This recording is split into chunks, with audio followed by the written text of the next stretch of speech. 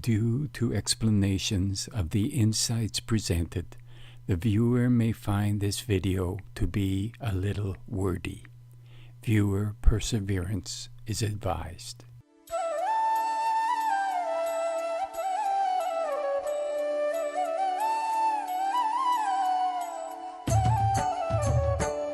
Namaste and welcome to this Applied Jainism video, which will present 12 facts of reality that serve to motivate an aspirant toward the liberation of their soul.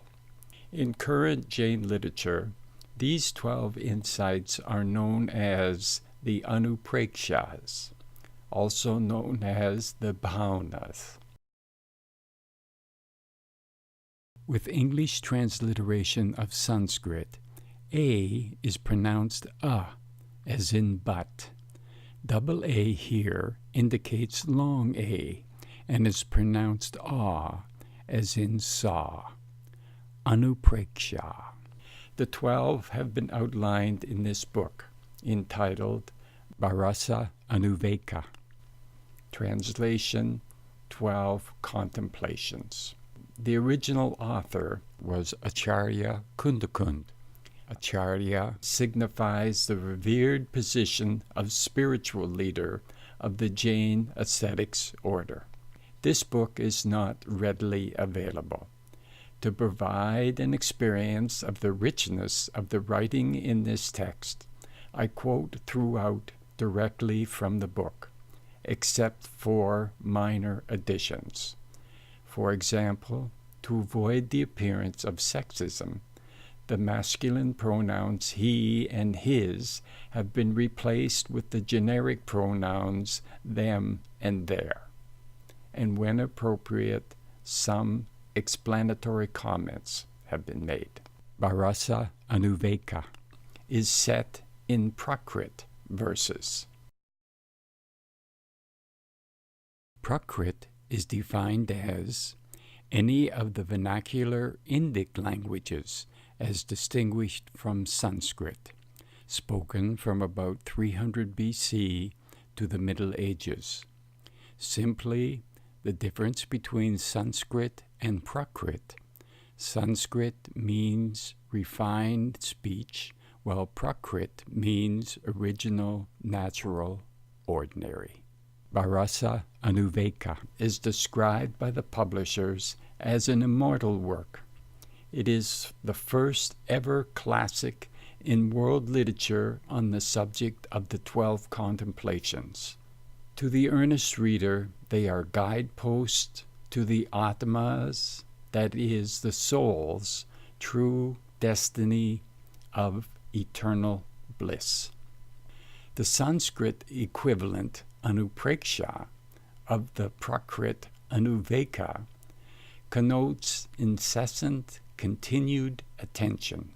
The term contemplation, meaning concentration on religious ideas, was, therefore, considered an apt synonym for Anupreksha.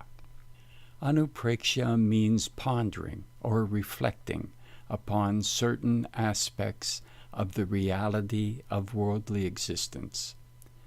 The Anuprekshas are designed to serve as aids to soul liberation progress, produce detachment, reduce our delusion, and lead the devotee from the realm of desire to the path of renunciation.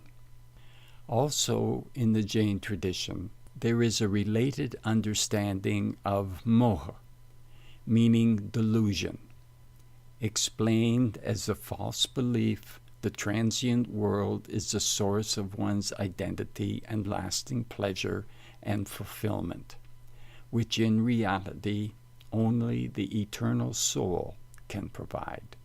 The Anuprekshas serve to dissolve delusion and awaken one's consciousness to the need to identify with one's eternal soul.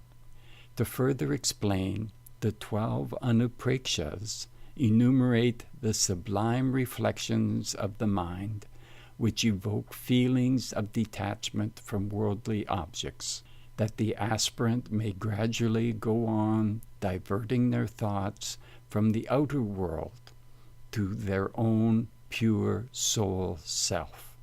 Their contemplation guides the seeker to the realization of the ultimate aspiration of the soul and the destiny of supreme enlightenment. The word aspiration expresses the soul's innate nature of striving toward liberation.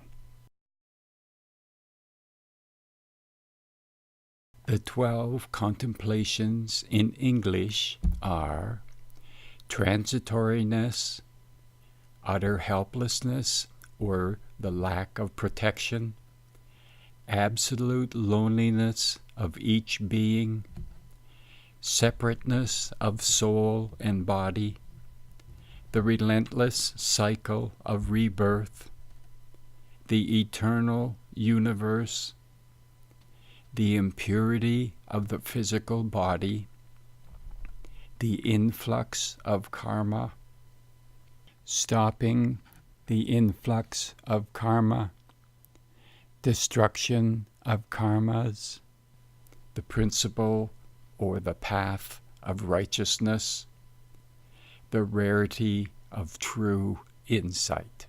The 12 contemplations with explanations. Contemplations 1 through 6. Transitoriness. All objects in the world perceptible to the senses are either modifications of the soul or of non-soul. For example, of non-sentient matter, or both, the soul and the non-soul in combination.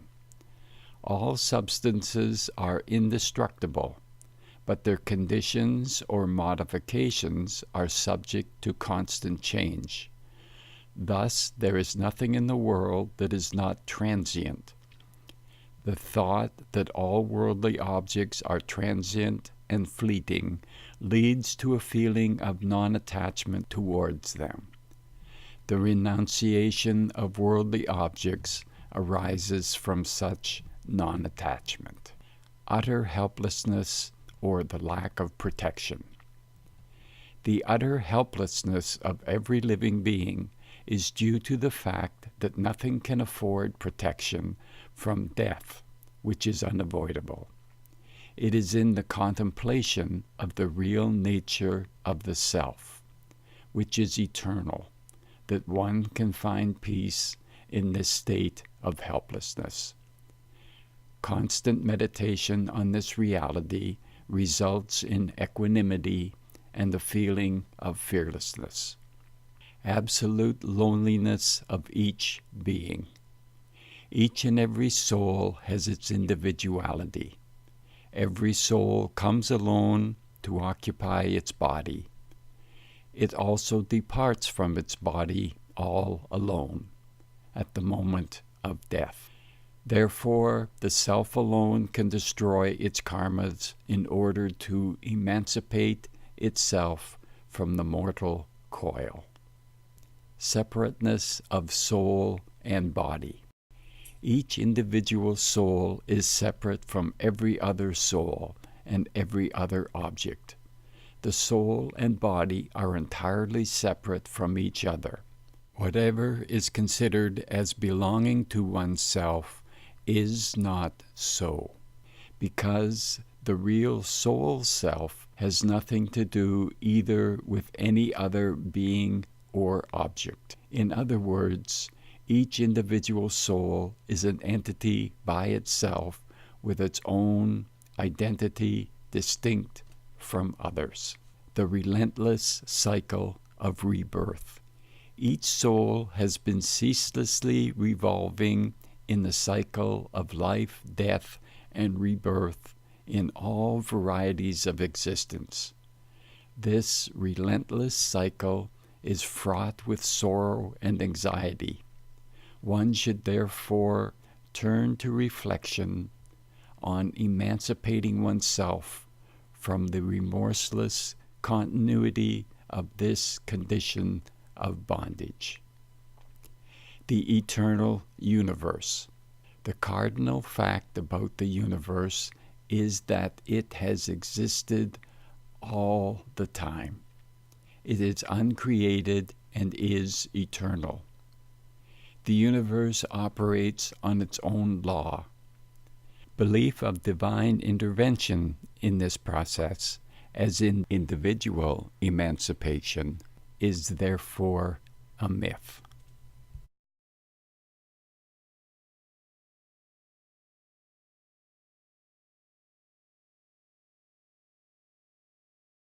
That's enough for now. Take time to reflect and meditate on these contemplations. The concluding 6 Anuprekshaas are outlined in this video, Contemplations 7 through 12. Namaste. I bow to your eternal, everlasting energy with consciousness soul, the real you.